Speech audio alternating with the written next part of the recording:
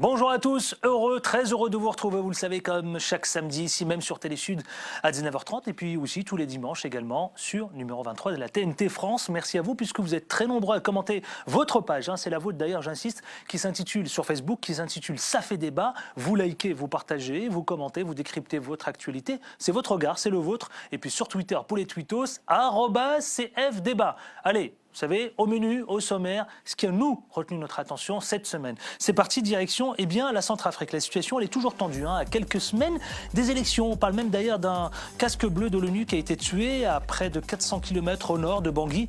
Les violences ont éclaté, bref, l'armée s'inquiète, tout le monde s'inquiète. Et puis, ce fameux 27 décembre, quel scénario probable? Face à la menace de Boko Haram, le Tchad... le Tchad, oui, on parle, il a décrété l'état d'urgence. Alors le Tchad, est-ce qu'il se sent de plus en plus menacé par le groupe terroriste Boko Haram? Jusqu'ici, c'est plutôt eux qui ont anticipé cet acte terroriste. Et enfin, on parlera de la COP21, le réchauffement climatique, 100 millions de pauvres d'ici 2030. Est-ce qu'on peut parler d'une situation alarmante? Est-ce qu'il y a lieu de s'inquiéter puisqu'on parle déjà de plusieurs États dans une situation dramatique de pauvreté dans le monde et plus particulièrement, on va faire un focus sur notre continent, le continent africain. Ça fait débat, c'est maintenant et en toute liberté d'expression. C'est parti. Et pour commenter, analyser, décrypter l'actualité, la seule femme parmi nous, elle est non plus conseillère politique, mais conseillère en communication désormais et chroniqueuse pour le magazine Le Point. Oui. Ravi de vous retrouver, cher Siam. Très bien, vous avez disparu ou est-ce que... Non, je n'ai pas disparu. J'ai créé ma société et je conseille des personnes qui ont besoin de mes conseils en communication. Bon. Est-ce qu'on peut vous parler de quelques clients que vous avez? Oui, j'ai par exemple l'ambassadeur du Qatar en France qui est mon principal client, où je le conseille dans la communication et au niveau RP et au niveau tout ce qui est journaliste. Voilà. Et ça s'appelle Edil Consulting. Voilà, c'est votre boîte. Eh bien, longue vie à Edil Consulting à vos côtés. Et c'est un habitué aussi également. Il s'appelle Christian Vabé, il est directeur d'Ivoire Business. Mais également, vous êtes le président du RPCI AC. Tout à fait. Tout va bien? Ouais, ça va, tranquille à le dire. Super, il n'y a pas de problème. Toujours un plaisir renouvelé pour moi d'être là. Eh bien, partagez. En face de vous, vous avez Paul Cyriac, c'est Maporo. Il est le président du collectif des Voix des Sans-Voix de Centrafrique. Merci parce que vous venez de loin, vous, en plus. Merci. Je viens de toi. Je viens de toi dans le Champagne-Ardenne. Ça va bien là-bas chez vous? Ça va, ça va l'ambiance? À toi, ça va, mais pas au pays. Pas au pays. Pas en Centrafrique. Bon, on va en parler. On va en parler justement. Et à vos côtés, le célèbre blogueur Makellan Gebla. Bonjour, ils sont uniques chez Écharpe. Absolument. Un châle plutôt là, exactement. pour le coup, non? C'est ça. Ça va, tout va bien, vous rentrez d'Espagne? Absolument, j'étais invité par le réseau d'éducation sans frontières pour échanger avec les élèves, les étudiants, les militants espagnols sur les questions liées à la démocratie, aux droits de l'homme, mais aussi à la liberté d'expression. Vous savez, l'Espagne a aussi une influence dans les pays africains, notamment au Sénégal. La société civile espagnole vient en aide à plusieurs élèves, à plusieurs lycées. Et donc, j'étais l'invité. C'est un privilège. J'ai découvert un pays. J'ai découvert aussi des gens sympathiques. Sympathiques, les Espagnols. Ouais. Bon, écoutez, on va lancer tout cela. Allez, on va commencer par la situation en Centrafrique. Vous savez, la situation, elle est extrêmement tendue, et pourtant, on est à quelques semaines des élections, oui. On parle déjà, vous savez, d'un casque bleu de l'ONU qui a été tué à Batangafo, j'espère ne pas me tromper, c'est bien cela, à près de 400 km au nord de Bangui, où avaient éclaté des violences entre des éléments armés assimilés aux milices anti-Balaka. Alors c'est vrai que ma première question, et je vais m'adresser à Paul Cyriac, on peut se poser, vraiment là, je vous pose clairement la question, à quelques jours, à quelques semaines de la tenue des élections, est-ce que le pays, il s'engouffre vraiment dans une grosse inquiétude parce que les Centrafricains, est-ce qu'ils vont pouvoir, eux, aller voter? C'est ça ma question, Paul. Ils ne pourront même pas avoir l'occasion de partir voter en tant que tel, en toute quiétude. Soit on va les forcer avec des armes sur la tête pour qu'ils aillent voter, mais si élection il y a, ce ne serait pas une élection libre où les gens peuvent faire un choix judicieux ou alors que les gens vont peut-être élire quelqu'un qu'ils auront choisi. On est en train de forcer la main au peuple. On est en train de forcer la main aux Centrafricains. Au jour d'aujourd'hui, les gens ne peuvent pas vivre en paix. Ouais, est-ce que vous pouvez dire aujourd'hui que le pays est plongé dans le chaos depuis, vous savez quoi, la chute de François Bozizé? Est-ce que c'est votre avis, votre sentiment? C'est mon avis. Parce que j'ai plutôt le sentiment que c'est de pire en pire. C'est mon avis et c'est de pire en pire. Depuis que Bozizé est parti, les gens qui se sont succédés à la tête de l'État, parce qu'on a connu plusieurs personnes, on a connu même plus de 4 premiers ministres, et tous ces beau monde, plus de 200 ministres qui sont succédés, plus de 200 conseillers, mais tout ce beau monde n'ont rien pu faire. On n'a pas pu arrêter le cycle de la violence. Les choses s'enveniment chaque jour. On vous a parlé du décès d'un casque bleu, parce que c'est un casque bleu, on vous a cité ça. On a cité normalement que non, un casque bleu est décédé. Mais si un casque bleu est décédé, c'est que les nationaux, les Centrafricains qui sont décédés à cette occasion-là, ils devaient même en avoir 100 qui sont décédés. Parce qu'on ne vous donne pas les chiffres exacts. Des gens meurent à Fatima. Ce matin-là, 2 jeunes traversaient l'église catholique de Fatima pour rentrer dans le quartier, regagnent leur maison, après la prière. Ils ont été pris à partie. Ils étaient 3, 2 sont morts sur le coup. On ne connaît pas le sort du 3e. C'est vous dire que si déjà à Bangui, l'équipe gouvernementale ne maîtrise rien, ne sécurise rien, malgré les 12 000 casques bleus qui sont en Centrafrique, les éléments de Sangaris qui sont là, mais ils n'arrivent même pas à sécuriser les pays, ils n'arrivent même pas à désarmer les milices en place. C'est dire que rien ne peut se faire. Alors, je distribue la parole. Vous savez, je vais m'adresser à Makalen Gebla, ensuite à Siam et à Christian. La violence, bon, comme le rappelait, elle est toujours de mise dans le pays. Il vient de le rappeler, notre ami Paul Sériac. La présidentielle s'approche, les législatives également. Le 27, ils ont été fixés, hein, c'est le 27 décembre. Mais alors, qu'est-ce qu'on peut espérer comme scénario ? Écoutez, Adil, ce qu'on constate aujourd'hui en Centrafrique, c'est que le pays est plongé dans une impasse illimitée. C'est un chaos pour vous reprendre. Et ce que je déplore moi personnellement, c'est ce que j'ai observé, c'est qu'il y a 2 agendas qui échappent aux Centrafricains et même à la classe politique centrafricaine. Il y a l'agenda de la France, il y a l'agenda du Tchad. Vous vous souvenez récemment, le président Déby était à Paris et qu'il avait demandé à l'invitation de Hollande, il avait dit qu'il fallait écourter la transition centrafricaine et qu'elle est très longue, il faut avoir vaut mieux une élection mal organisée qu'une transition chancelante. Or, on a l'impression que la classe centrafricaine elle-même n'a pas effectivement le droit au chapitre parce qu'aujourd'hui, dans ces conditions, d'un côté, les anti-Balaka restent militarisés, la Séléka retranchée au nord du pays militarisée, et à Bangui, la recrudescence de violence fait en sorte que même les forces internationales sont aussi menacées. Vous l'avez dit tout à l'heure, un casque bleu a été abattu.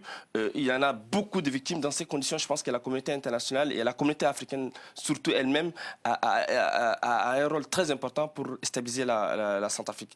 Ils avaient fait ça. La transition en Côte d'Ivoire a été si longue, mais la communauté internationale avait pris tout le temps nécessaire pour organiser une élection libre et transparente. Mais dans ces conditions, qui peut sécuriser, de mon point de vue, les candidats à l'élection présidentielle, qui peut sécuriser également le scrutin? Finalement, est-ce qu'il ne faut pas repousser cette élection? Mais je poserai la question tout à l'heure. Siam Souid, quel est votre sentiment? Alors moi, je pense que font les instances internationales? J'ai l'impression qu'ils ne se sentent pas assez concernés par ce conflit, où il y a quand même des civils qui meurent tous les jours. Donc, que font-ils pour désarmer les milices? Mais à qui profite le crime? C'est vrai que la question se pose, hein, finalement. Est-ce que ça n'arrange pas aussi les Occidentaux, comme vous dites, vous, la communauté internationale? Ah, mais c'est grave, on ne peut pas donner des leçons de démocratie et souhaiter, en fait, tout le contraire. C'est complètement pas possible. Il faut les mettre au pied du mur et il faut que tout le monde vienne en aide à la Centrafrique. Moi, je suis pour, en tout cas, des élections législatives, parce que c'est la démocratie. C'est mieux qu'un coup d'État, hein. Mais il faut que ces élections soient entourées des pays occidentaux, mais pour que l'élection garantisse une élection transparente. Transparente, mais en même temps, c'est la question que j'ai posée tout à l'heure, je vous la pose là clairement, est-ce qu'il ne faut pas repousser ces élections? Parce que finalement, je me pose la question, est-ce que la Centrafrique est prête? Oui, mais le problème, sinon, elle ne sera jamais prête. Donc, c'est pas la première fois qu'on demande qu'elle soit repoussée. Ces élections ont déjà été repoussées à plusieurs reprises. Il y a un moment donné, il faut que tout le monde participe à ce que ça se passe bien et il faut employer les grands moyens, je pense. C'est ça, Babé, employer les grands moyens. Est-ce qu'on en a la capacité? On en a la capacité. Et on en a la capacité, puisque la communauté internationale est présente massivement, il y a des forces internationales sur le terrain. On en a les moyens. Vous êtes inquiet? Je suis inquiet parce qu'on est devant un dilemme. Sorti d'une transition qui s'enlise, parce que là, on remarque que ça fait quand même 3 ans, 4 ans que la transition de Mme Panza est en place. Donc, ça s'enlise. Je veux dire, une transition, c'est limité dans le temps. Et là, on s'enlise. Donc, la communauté internationale veut mettre fin à cette transition, d'une façon ou d'une autre. Mais j'ai l'impression que Mais je veux bien mettre fin à une transition, on l'a bien entendu, ça fait des mois qu'on l'entend, qu'on nous le martèle sans cesse en permanence, et en même temps on nous réclame des élections libres, démocratiques, etc. Mais en même temps, écoutez, quand on voit que il l'a rappelé tout à l'heure Paul Sirek, je vais leur donner la parole, que ces élections ne peuvent pas se tenir parce qu'il y a l'insécurité, parce qu'il y a le chaos, parce que c'est de pire en pire, vous avez parlé d'un scénario catastrophique. Moi je vois très mal, si vous voulez, les Centrafricains aller voter sans aucune inquiétude, sans se poser la question est-ce que je vais pas être, comme l'a rappelé tout à l'heure, je sors de l'église et je me fais lyncher. Bah oui, il y a ce grave problème de sécurité qui va se poser. Parce que tous les jours, il y a des actes d'insécurité, des crimes qui sont commis à Bangui et dans le reste du pays. Le gouvernement du pays a foutu le camp, on va dire. La rébellion est toujours active. Les milices anti-Balaka, les Séléka n'ont pas été désarmés. Et puis, pour faire des élections, il faut des cartes d'électeurs, il faut un recensement. Rien n'est fait. Je veux dire qu'on va aller à des élections sans qu'il y ait les... Paul Sirek disait tout à l'heure que le pays n'est pas prêt. Vous dites quoi? Que les Centrafricains eux-mêmes, d'ailleurs, n'ont pas la possibilité d'aller voter, puisque le pays n'a pas... Moi, je pense que le pays ne sera jamais prêt, mais on peut faire le maximum. Avec une bonne volonté, c'est vrai que la date du 27, ça ne sera pas prêt, mais si on y met une bonne dose de volonté, on peut faire le maximum. Parce que, quelque part aussi, ceux qui disent qu'il faut mettre fin à cette transition n'ont pas aussi tort. Mais il faut mettre quand même de la bonne volonté pour arriver quand même à recenser les électeurs, assurer la sécurité, désarmer le maximum des milices. Alors ces élections pourront-elles se dérouler dans de bonnes conditions, Paul Sériac? Ces élections ne pourront pas se dérouler dans de bonnes conditions. Vous avez tout à l'heure posé une question, mais à qui profitent ces désarrois, ce que nous vivons en ce moment-là? Mais ça profite aux gens qui travaillent sur le terrain.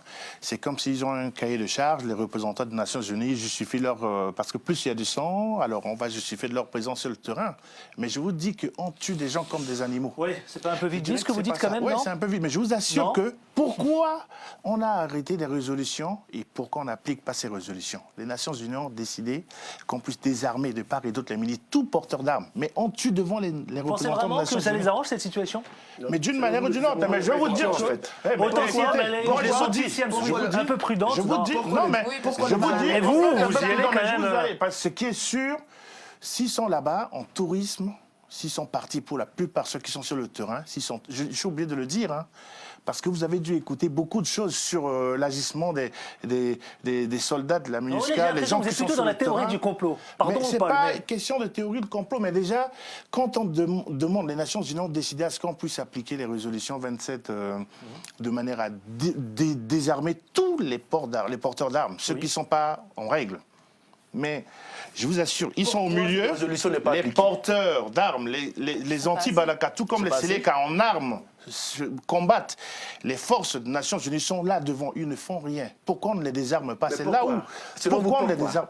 Selon moi, mais c'est parce qu'on les laisse faire. Il y a suffisamment de forces étrangères dans le pays. La réponse, moi je pense qu'il n'y en a pas suffisamment. Il n'y en a pas suffisamment. Je suis désolé, je vais vous dire une chose. Je vais vous dire, c'est pas qu'on n'a pas assez de moyens ni assez d'hommes. L'armée centrafricaine régulière, à l'époque, on n'était que 5000 hommes. C'était que 5000 hommes, mais qui quadillaient tous les territoires centrafricains.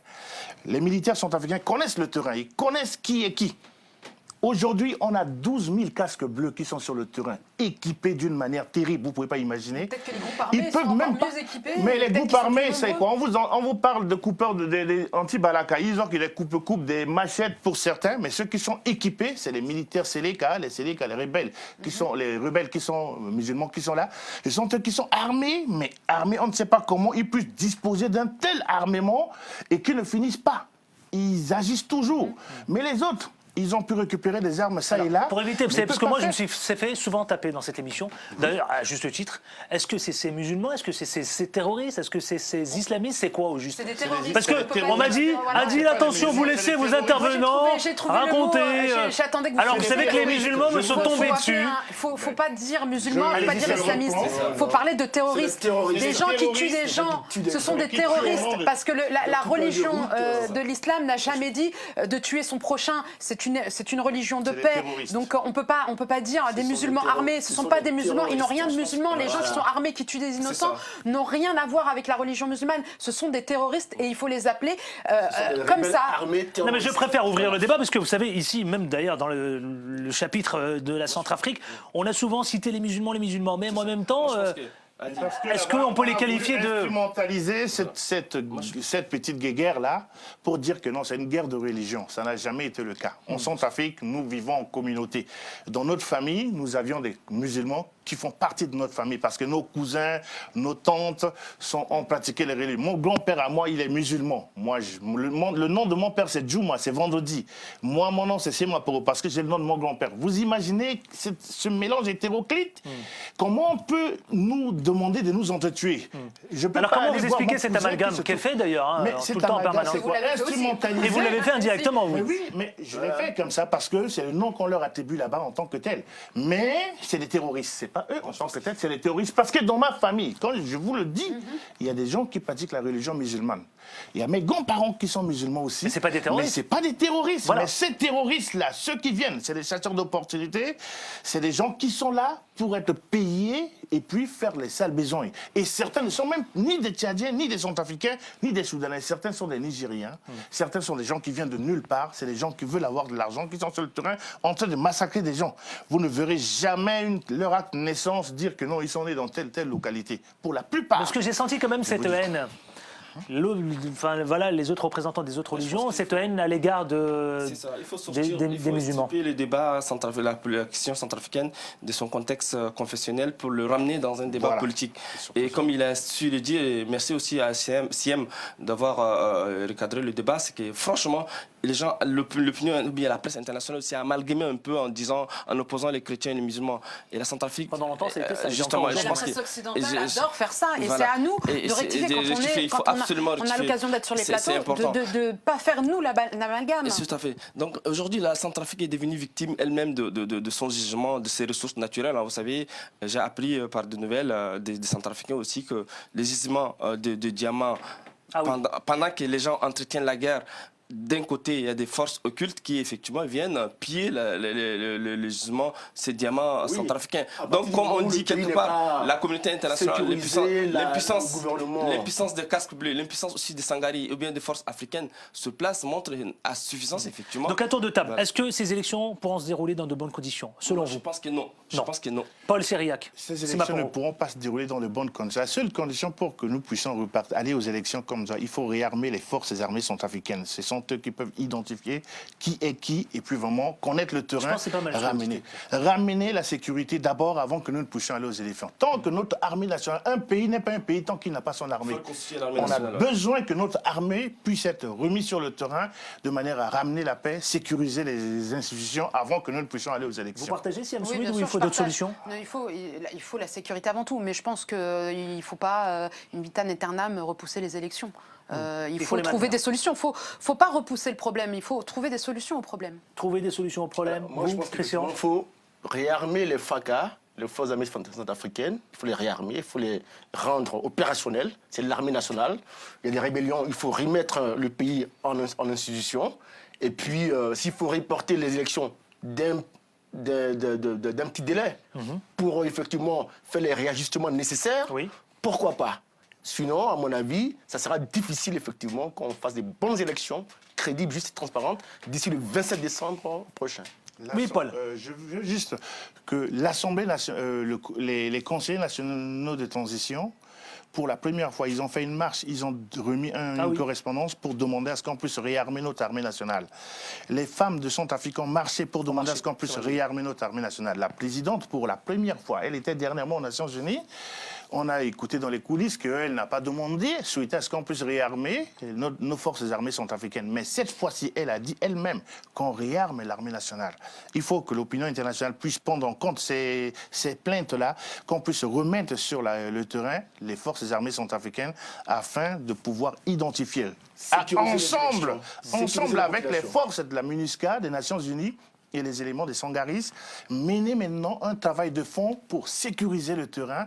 Pas que Bangui. Déjà, à Bangui, ils ne maîtrisent rien. Je vous assure, à Bambari, dans une localité, dans la Ouaka, hier, on a tué même plus de 7 personnes. On a brûlé plus de 30 maisons. Et alors, ça, je vous parle de Bambari, mais si je vous parle de Batangafou, et dans les autres localités, on tue en silence. on ne peut même pas donner le score. Eh Je ben, dis il faut en score parler. pourquoi? Parce que on ne rapporte pas les informations. Mais on a tué un seul casque bleu, on a fait tout le bruit autour pour C'est vous vrai, dire que voilà, c'est il y a vrai. un casque bleu qui est décédé. Mais combien de Centrafricains étaient tués? C'est vrai, vous avez raison. Ça, Vous avez raison. Vous avez tout à fait raison. Vous avez raison, mais c'est très juste, c'est très juste. On va devoir passer au second sujet, désolé. Mais le débat continue sur votre page Facebook, ça fait débat. Vous likez, vous partagez. Et si vous voulez réagir à un de nos débatteurs ou débattrices, vous pouvez le faire aussi. Hein. Ils sont là aussi pour répondre à vos questions via Facebook. Et puis sur Twitter, @CFDébat. Second sujet, explosif, sensible. Vous savez, c'est le Tchad qui a décrété, là, il y a quelques jours, l'état d'urgence. Pour une raison toute simple, c'est que face à la menace de Boko Haram, le Tchad, clairement, je vous pose la question, y compris à vous, puisque vous connaissez bien, vous êtes originaire du Tchad, est-ce qu'il se sent de plus en plus menacé par le groupe Boko Haram? J'ai l'impression que là, au point de décréter l'état d'urgence. Écoutez, au mois de juin et juillet, le Tchad, N'Djamena la capitale tchadienne, a été victime de 2 attentats terroristes. Cela montre effectivement que le Tchad est engagé aux côtés des forces africaines contre Boko Haram jusqu'au Nigeria. Et à cela s'ajoutent les incursions multiples dont en fait ont été victimes les populations tchadiennes, notamment dans la région du lac Tchad. Et ce qui nous inquiète, nous, Tchadiens, c'est que le président Déby a exposé les citoyens tchadiens dans une situation extrêmement grave. Aujourd'hui, Fallait-il décréter l'état d'urgence? mais bon, il l'a décrété parce qu'il voulait aussi, à travers cette... Non, mais selon vous, est-ce qu'il ces fallait le décrets, faire? Il ne fallait pas le faire parce que l'opposition démocratique, la société civile soupçonne effectivement à travers ces décrets d'état d'urgence une façon de réprimer également. Soupçonne qui? Idriss Déby? Idriss Déby, de Le président. vraiment éteindre les voix discordantes qui s'expriment dans le pays. Vous savez, dans ces pays, la société civile est absente, les manifestations sont interdites et que les gens, à travers ces décrets, à travers Eh ben, je vais vous dire, ce que vous venez de dire, je vais juste compléter ce que vous voulez dire. Vous savez, selon une annonce du gouvernement, à l'issue d'un conseil des ministres extraordinaire, le gouvernement de la région aura le pouvoir, écoutez bien, d'interdire la circulation des personnes et des véhicules dans les lieux et les horaires, qu'il aura fixé et d'ordonner la perquisition des domiciles de jour comme de nuit sous l'autorité du procureur de la République, et même de récupérer les armes, évidemment, ces lieux. Et ce que je vais ajouter encore, c'est Qu'est-ce que vous voulez rajouter? Ce que je vais ajouter, c'est que le président Déby a confié la sécurité de la capitale à ses parents, à son entourage. Donc son entourage, comme on les connaissait depuis toujours, par les bavures militaires, les arrestations arbitraires, les intimidations. Donc je pense qu'effectivement, on voit bien que vous en voulez à Déby. C'est un prétexte éloquent pour Idriss Déby de pouvoir quand même isoler l'opinion publique nationale sur la scène internationale et continuer peut-être à réprimer sous le prétexte de Boko Haram. Ouais. Siam Souid, vous partagez ou non? Pas trop, hein? Non. Moi, en fait, je suis plutôt. Mais après, je respecte tout à fait son opinion. En fait, je pense que voilà, le Tchad est quand même engagé contre Boko Haram. Boko Haram, voilà, est quand même. Ce sont des terroristes et ils sont super dangereux. Donc, je suis désolée, mais il faut utiliser tous les moyens pour pouvoir les arrêter. Et le Tchad, oui, est en danger par rapport à ça. Et moi, je peux comprendre qu'ils décrètent l'état d'urgence suite à ça. Il y a eu un attentat, il n'y a même pas aussi, je crois, il y a 2-3 jours aussi, non? Donc voilà, je peux le comprendre. Après, même s'il y a peut-être d'autres raisons, je pense que la sécurité et l'éradication de Boko Haram est plus urgente que tout là. Et plus urgente que tout. D'ailleurs, Boko Haram qui s'attaque à des musulmans, on en parlait tout à l'heure, et de plus en plus, là pour le coup, c'est au Tchad, là, c'est auprès de la communauté musulmane. Et absolument. Et pourtant, vous savez quoi, la presse occidentale? Vous en parliez tout à l'heure, Siam Souid. Vous avez même pointé du doigt la presse occidentale. Eh bien, vous m'avez un peu poussé à vous poser la question. Elle insiste plutôt à qualifier, vous savez quoi, les membres de ce groupe-là d'islamistes, Boko Haram. Alors, qu'est-ce qu'il faut dire? Islamiste? Non. Terroriste? Qu'est-ce qu'il faut dire? Non. Terroristes en plus. Pourquoi déjà, il faut savoir que les islamistes sont divisés en 2 catégories. Les conservateurs et les évolutionnistes, ce ne sont pas des terroristes. Après, on peut ne pas être d'accord avec leur idéologie, comme par exemple les frères musulmans. C'est un parti islamiste, mais ce n'est pas un parti terroriste. Il y a une différence entre parti islamiste et terroriste. Les terroristes tuent des gens innocents et n'ont rien à voir avec l'islam. Récemment a connu ça. De quoi? La Tunisie aussi, oui, récemment, bien sûr, a connu ça, bien entendu. Donc il faut pas tout mélanger. Non, il faut pas tout mélanger. Ces amalgames sont extrêmement graves. Et je pense que l'Occident, on va pas se mentir. Aujourd'hui, l'Occident, on voit que le Front National a monté partout en Europe. C'est pourquoi? C'est parce qu'il y a une peur, une haine vis-à-vis de la religion musulmane, parce qu'ils font les amalgames entre la religion musulmane et le terrorisme et l'islamisme, qui n'ont absolument rien à voir. Et c'est très dangereux de faire faire ça. Et- Alors, c'est très important ce que vous dites, parce que vous dites que... Non, mais en même temps, attendez, excusez-moi. Alors, Makela, oui, attendez, juste quelque chose. innovation Non, mais il y a quand même capitale. quelque chose qui m'a interpellé. Siam Souid, elle dit clairement que les islamistes ne sont pas terroristes, je veux bien l'entendre, il n'y a pas de souci. Mais en même temps, quand on voit la situation, par exemple, qui s'est déroulée dans 2 pays, moi je regarde, je fais un focus, à la fois en Tunisie et à la fois en Égypte. D'accord? À la fois en Égypte, parce que je pense aux frères musulmans, vous dites que ce ne sont pas des islamistes, ce sont des islamistes, mais pas des terroristes. Moi, je et en même partage temps, pas aujourd'hui, on les leur qualifie. idéologie, Et en mais même temps, mais ce ne sont pas des et en même temps, terroristes, aujourd'hui, ce serait eux-mêmes grave de dire qualifient les frères musulmans de terroristes. Vous dites quoi, vous? Mais c'est pas vrai. Et on le martèle Mais ce partout. n'est pas vrai. Tout le monde le dit d'ailleurs. Au pont, vous avez vu Ce les n'est- ce n'est nombreuses absolu- est-ce qu'ils sont- arrestations. Est-ce que les la frères chasse musulmans d'ailleurs aux sont frères considérés musulmans. officiellement La comme chasse aux frères musulmans d'ailleurs. ne sont pas les frères musulmans ne sont pas considérés On va dire qu'il y a comme des certains- terroristes par les instances internationales. Bon, on a vu La comment on presse- les a- La presse les traite comme ça. On a parce vu que la comment on a presse- tenté parce que c'est d'abattre vendeur. l'ancien président Non, mais qui est c'est à la par tête coup des de- frères c'est par musulmans. coup de- Je suis désolée. Après, moi, je répète, je ne partage pas leur idéologie, mais je suis désolée. Mais ce qui s'est passé en Égypte, c'est scandaleux. Il y a eu un coup d'État. Voilà, tout ça. Et on excuse ce coup d'État parce que. Quel coup d'État? Il y a eu par la voie démocratique. Il y a eu un vote. Non mais un coup d'État, je parle d'El Sisi. Ah oui. Je parle de El De Sisi Sisi. a fait un coup d'État. Je suis désolée. Le président qui était non avant le président El Sisi. Morsi, pardon. est passé Je pensais de vous manière faisiez- démocratique. je pensais vous parliez Je suis de désolée. Nasser, Après, moi. on peut ne pas être d'accord avec Morsi. Excusez-moi, je pensais que vous faisiez référence à non, Nasser. non, non, Morsi, il est passé de manière démocratique. Après, on peut ne pas être d'accord. Moi, je partage pas son idéologie, mais c'est le jeu démocratique et on doit. Et c'est ça la démocratie.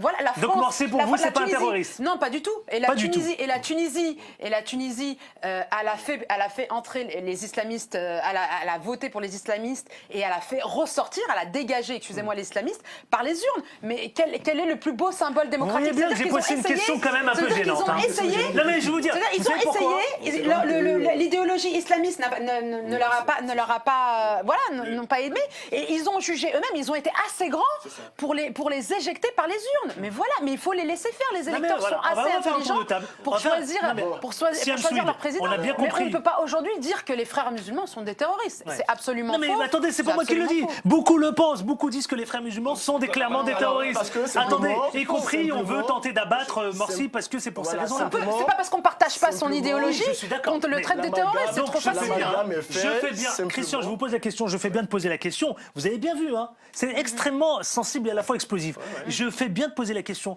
Comment les considérer, tous ces groupes crépuscules terroristes ou islamistes? Est-ce qu'il faut employer le mot islamiste ou terroriste, y compris pour Boko Haram? Alors, déjà, Boko Haram. Je vois bien que C'est un Siam groupe, Souid a mis les pieds dans le plat, mais C'est un bon. groupe terroriste, mais qui utilise l'islam pour perpétrer ses crimes. Donc, pour moi, c'est un groupe terroriste, mais qui joue de l'islam, de la religion musulmane, pour commettre des crimes. Alors, récemment, il y a eu un chef Boko Haram. Ça a dû faire voilà, un chef Boko Haram qui a été arrêté, capturé, mais qui ne connaissait rien de l'islam. C'était ahurissant. Un chef Boko Haram arrêté, mais l'islam, il ne connaît pas. Donc, c'est dire que ce sont des terroristes, des voyous qui instrumentalisent la religion musulmane pour commettre des crimes. Donc ils se servent de la religion. Ils en sont Effectivement, c'est ça de la D'accord. religion. Maintenant, la ligne est aussi franchie dans la mesure où il y a certains musulmans qui, effectivement, affichent leur appartenance à l'islam pour commettre des crimes. D'où l'amalgame qu'elle fait. En Égypte, par exemple. En Égypte, par Énorme exemple. amalgame. Voilà. Elle l'a rappelé Siam Souid, mais beaucoup ne partagent pas ce sentiment. Effectivement. Alors, en Égypte, ce qui s'est passé, c'est quoi? C'est vrai que le peuple s'est exprimé en faveur de Morsi. Morsi a pris le pouvoir par la voie démocratique. Mais dès lors qu'il a pris le pouvoir, Morsi, il a commencé à dépecer les acquis démocratiques. Donc, Mais il faut l'armée laisser le peuple, gardienne... Il faut laisser le peuple. Ben, le après problème, les c'est sanctionner que... aux prochaines élections. Le problème, c'est qu'il n'y aura pas de Fallait- prochaines fallait élections. attendre. C'est ce qu'a fait les Tunisiens avec Non, Enada. le Ils danger, ont essayé le Enada, ça leur a pas danger, convenu c'est et ils qu'il n'y aurait pas les ont eu- il n'y exclus aurait par pas les eu de urnes. Mais prochaines quel est élections, justement. Quand le président Morsi décapite, limoge tout le monde, je veux dire, la démocratie, carrément, on va vers un régime dictatorial. Donc ça veut dire que les prochaines élections dont vous parlez n'auront jamais lieu.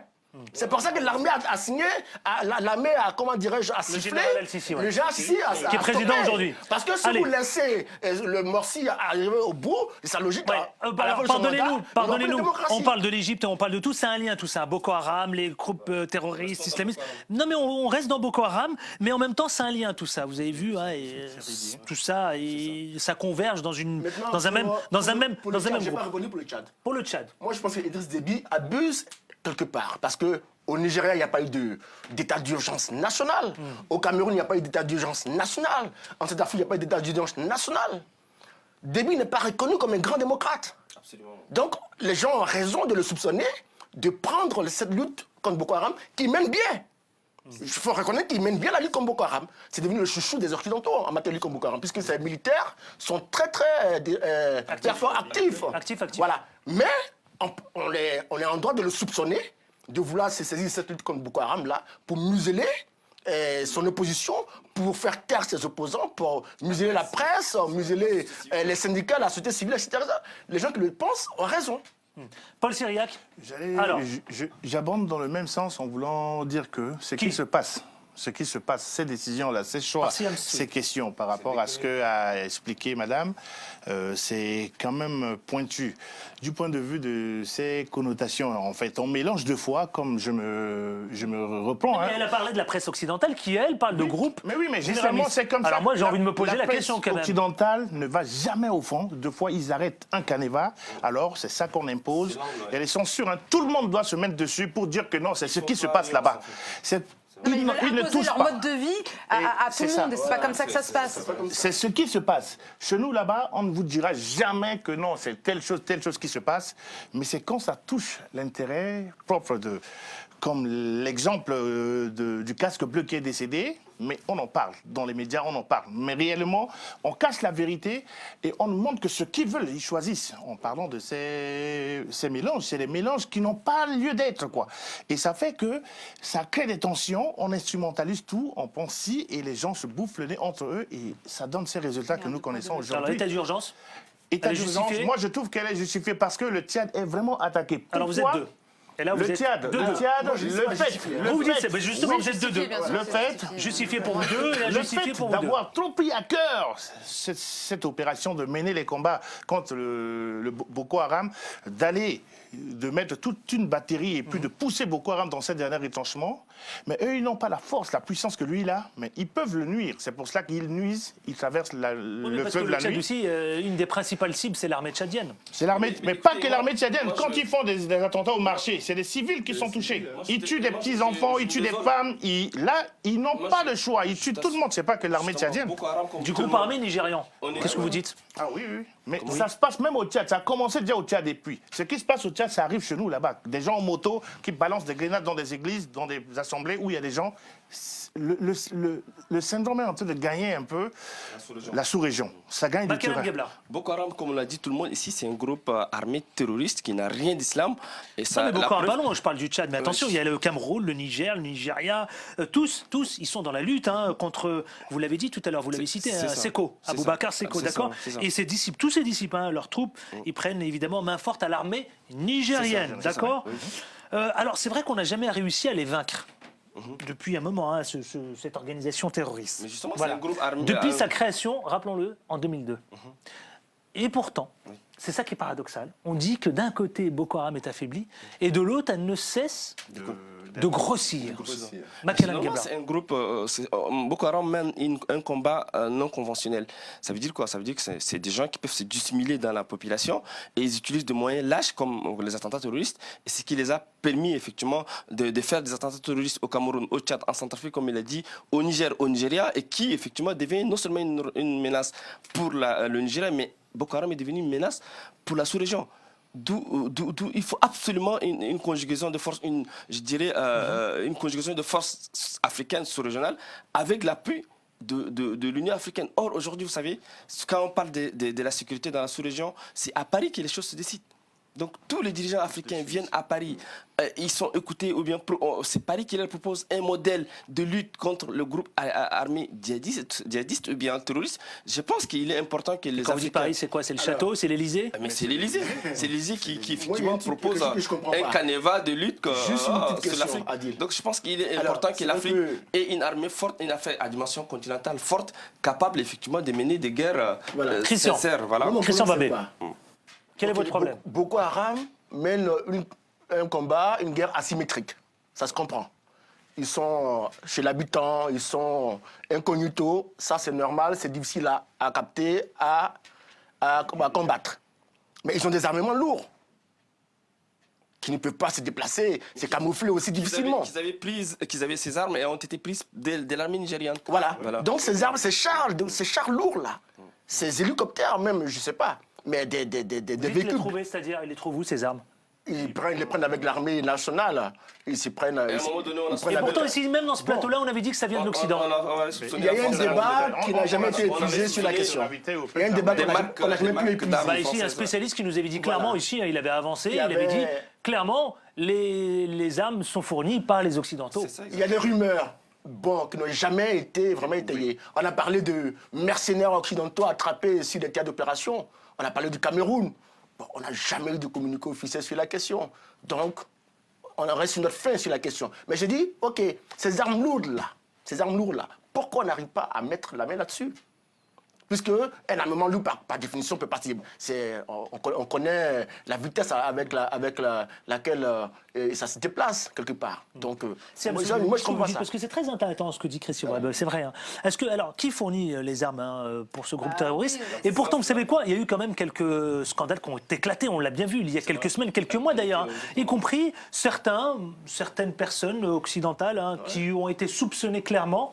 On les a vus, ils sont apparus sur Internet, sur les réseaux sociaux. Hein. Ils Non, ont- mais c'est ce qui se dit, mais je me refuse d'y croire. Je me dis c'est terrible si c'est le cas, mais c'est ce qui se dit. J'en entends parler. On me dit que c'est les Américains les Européens, les Américains qui les arment.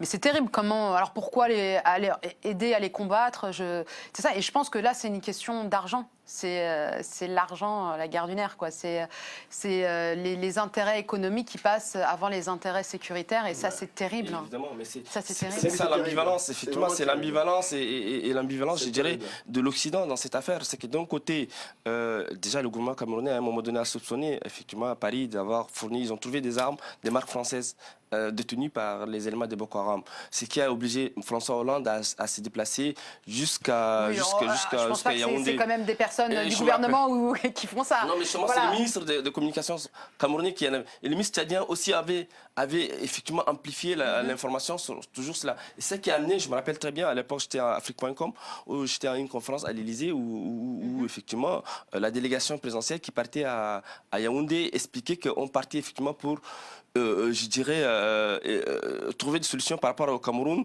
qui accusait un peu la France d'être derrière. Oui, c'est vrai, c'est le Cameroun qui a pointé d'ailleurs la Voilà. première, Donc, c'est le premier pays. Et ils avaient même dit clairement, avec ses propos, qu'il y avait sept l'argumentation mercenaires, mise en avant, c'était de déstabiliser notre pays. Ouais, Et ça, il n'avait pas apprécié Bolbia, le président Biya.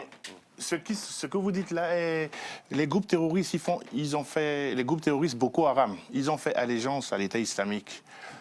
Ils ont des connexions entre eux dans le monde. C'est des groupes qui sont en train de se mettre en marge des institutions normales, régaliennes. Et ils ont une connexion qu'on ne peut pas imaginer. Ils ont la possibilité de se faire des transferts de fonds, de s'envoyer du matériel, des équipements. Et on sait où, comme monsieur a dit tout à l'heure, les armements qu'ils détiennent deux fois, avec les rayons thermiques, on peut déterminer à quelle position se trouvent exactement ces armements. On peut savoir, comme c'est des armes lourdes qu'ils ont, on peut identifier exactement la position où ils se trouvent pour pouvoir annihiler leur position. Mais on n'arrive Makela, plus enfin, à et après on comprendre. passe au dernier sujet. On n'arrive pas à comprendre comment ça se fait qu'on n'arrive pas à leur mettre la main dessus. Christian, une aiguille sur cette terre peut être détectée depuis les États-Unis.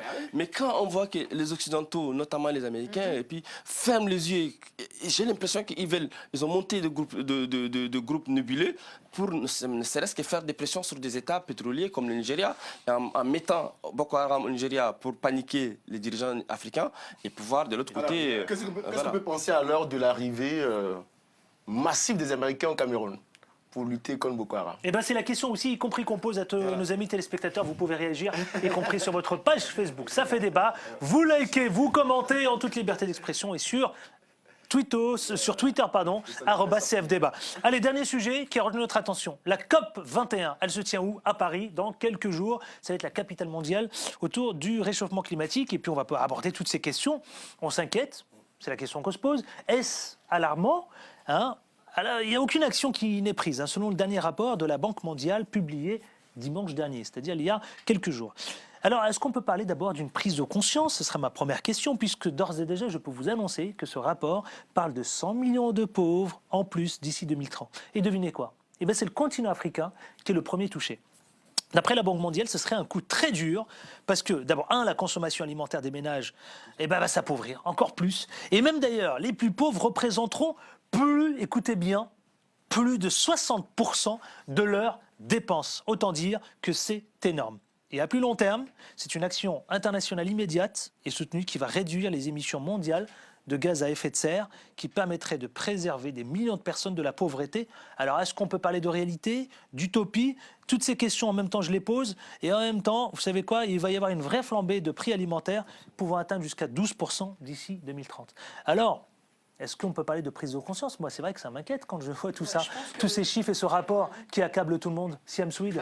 Je pense que c'est super inquiétant et je pense que oui, il y a quand même une prise de conscience au niveau mondial, puisque la preuve, bientôt la COP 21 à la fin du mois et tout le monde la prépare.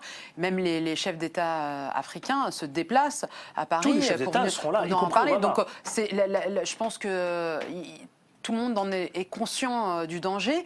Après, moi, je vois d'autres pays qui sont moins impliqués que d'autres, comme la première puissance mondiale, par exemple les États-Unis, qui n'ont même pas signé à l'époque, ratifié le protocole de Kyoto. C'est complètement scandaleux. Ça devrait être eux qui donnent l'exemple. Et visiblement, c'est plutôt les chefs d'État africains et les Africains qui donnent l'exemple. Donc ça m'interpelle beaucoup. Et je pense que pas beaucoup s'inquiètent du sort de ce qui va se passer des civils africains en 2030, parce qu'on sait tous que ce sont eux qui vont être les plus touchés par le réchauffement climatique. Christian Vabé. Alors, pour moi, c'est clair qu'il y a une prise de conscience mondiale. Ça, ce n'est plus à démontrer. La communication sur la COP21 a été rondement menée. On avait un ministre des Affaires étrangères, Laurent Fabius, sur tous les fronts. On a vu des présidents africains venir déjà avant le sommet en France, à Malte, pour des réunions préparatoires. Et c'est vrai qu'on n'a pas vu les États-Unis dans ces réunions préparatoires-là. Mais je pense qu'ils seront là à l'ouverture officielle de la COP21. Je ne sais pas si le président Obama fera le déplacement. Oui, bien sûr, il fait le déplacement, il a confirmé, il sera là. S'il fait le déplacement, quelque part, ça veut dire que, alors on a fait le tour de la question, le monde entier a pris conscience. Maintenant, est-ce que ça va pas accoucher d'une souris? Parce que les grandes messes, généralement, accouchent d'une souris. Bon, on va voir. Maintenant, est-ce que l'Afrique sera prise en compte? Bon, s'il y a les présidents africains qui sont là, c'est à eux de défendre les intérêts de l'Afrique. Je veux dire, on ne peut pas être là et puis être mieux sur les intérêts de son continent. Alors, vous savez quoi? Je vais aborder les questions qui fâchent. Parce que moi, c'est quand même, ça m'intéresse. Le gaz à effet de serre. On parle que de ça d'ailleurs, dans tous les médias. Vite agir contre le réchauffement climatique. Ouh là là, attention, il faut y aller. Mais en même temps, est-ce que c'est pas un peu trop tard? Makela, je donne la parole à Paul Syriac. Je pense que tout le monde a parlé d'une prise de conscience. C'est pas trop tard, non? Mais écoutez, c'est trop tard. Tout le monde tout à l'heure a parlé d'une prise de conscience mondiale. Moi, je parlais d'une prise de conscience institutionnelle et universelle. Étant donné que les gaz à effet de serre, vous l'avez vu, de la désertification, l'assèchement du lac Tchad et le réchauffement un peu partout montrent à suffisance que les populations qui se retrouvaient dans des zones désertiques, acculées par la désertification, sont repoussées vers les grandes villes, urbanisation. Et dans l'urbanisation, c'est ce qui a créé effectivement un chômage massif. Et c'est face à ces chômages massifs, il n'y a pas de répondants institutionnels, il n'y a pas de répondants effectivement locaux. Donc c'est évident.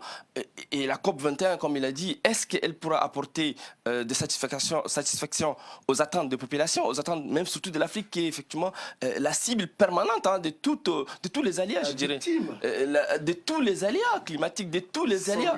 Effectivement, la calamité naturelle, etc. Donc je pense que c'est une prise de conscience qui vient tardivement.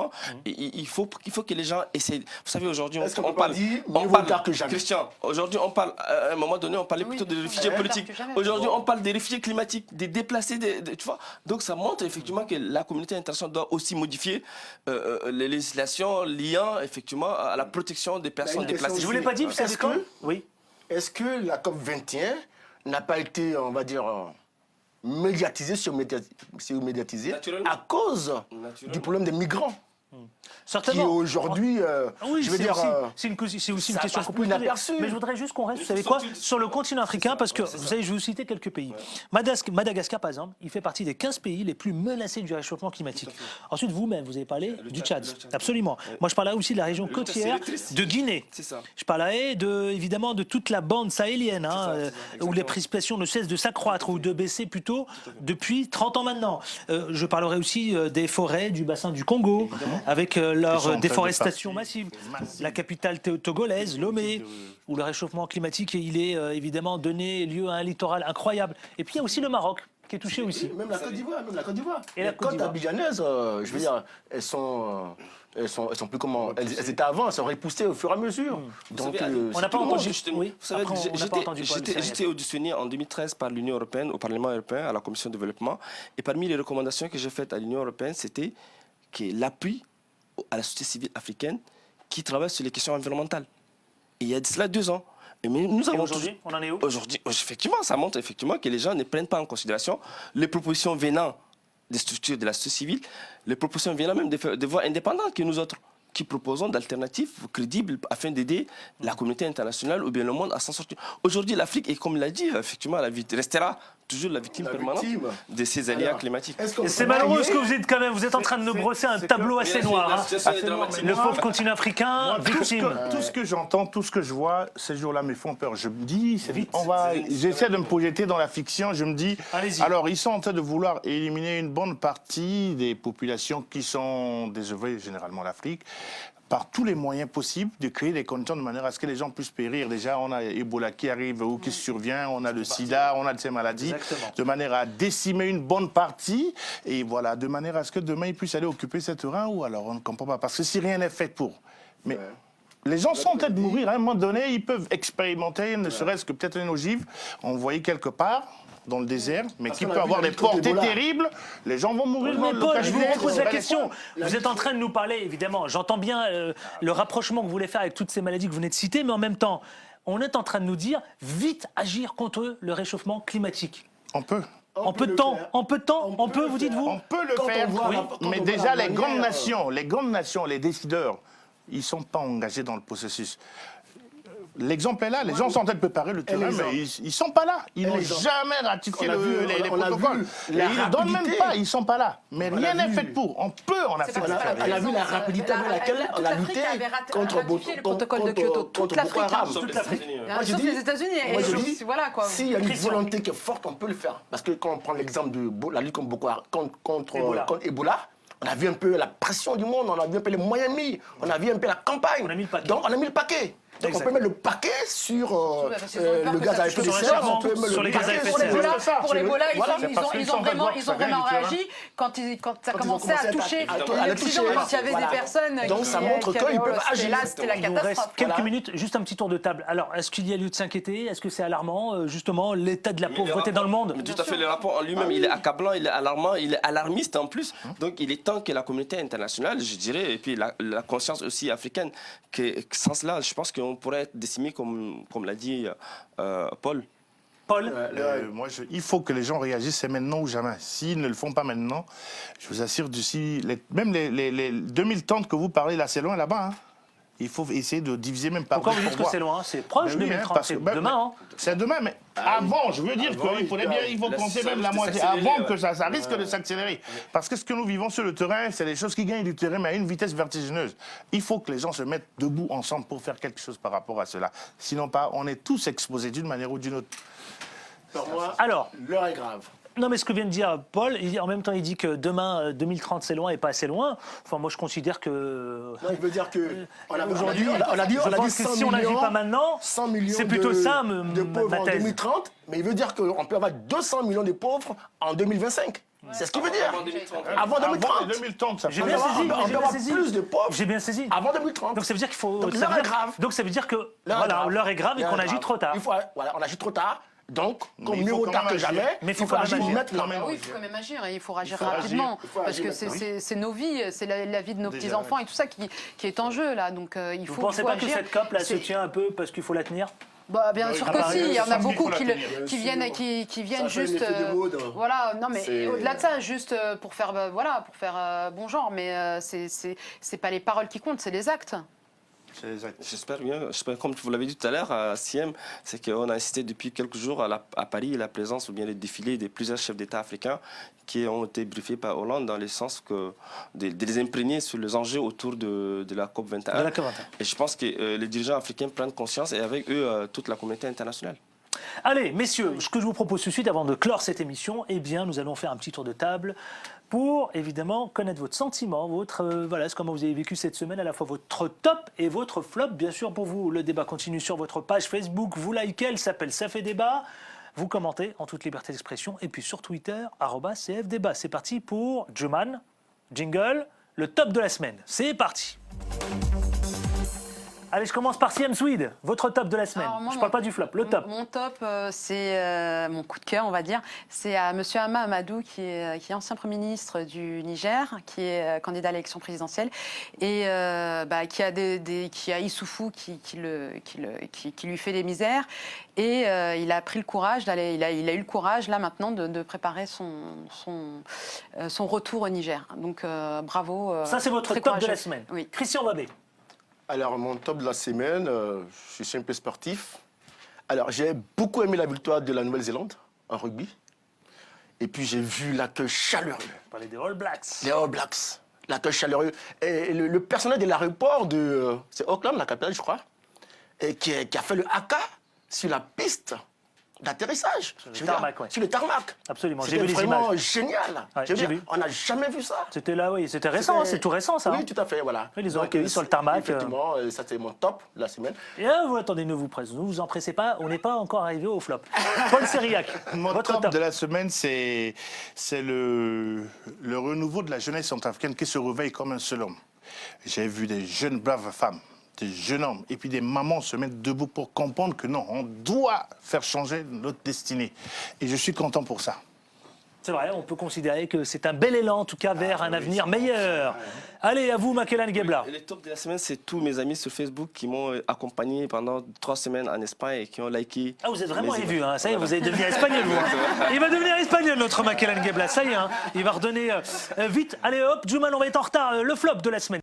Le top de la semaine, c'est En un mot, s'il vous plaît. en un mot. l'acharnement judiciaire qui est fait contre Benzema. Voilà. Contre Benzema. Ah, la sextape. Ouais, Ça ouais. vous plaît pas, ça hein? Ah non, je trouve que c'est vraiment les médias s'acharnent sur lui et il y a une exagération et je pense que si ça plaît pas à Benzema, il n'aurait pas en tout cas subi tout cet harcèlement médiatique et judiciaire. Ah, voilà, on a bien compris qu'elle soutient Benzema, là. hein. Ouais, Christian c'est clair. Babé, votre flop. Alors, mon flop de la semaine, c'est les médias occidentaux.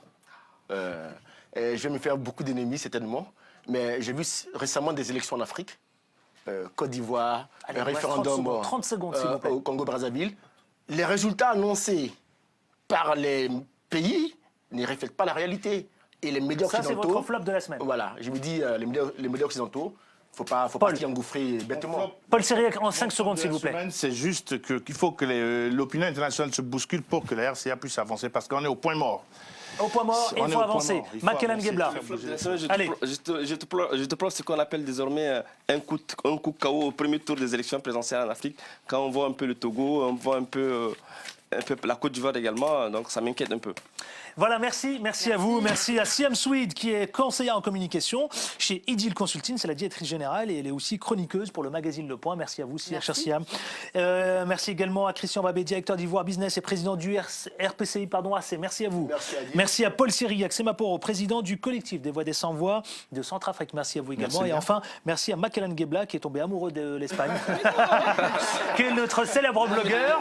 Merci à vous tous. Le débat continue sur votre page Facebook, ça fait débat, et puis sur Twitter, c'est F Débat. Merci à toute l'équipe technique et à notre réalisateur Juman qui a réalisé cette émission. À la semaine prochaine avec autant de plaisir. D'ici là, portez-vous bien. Ciao, ciao.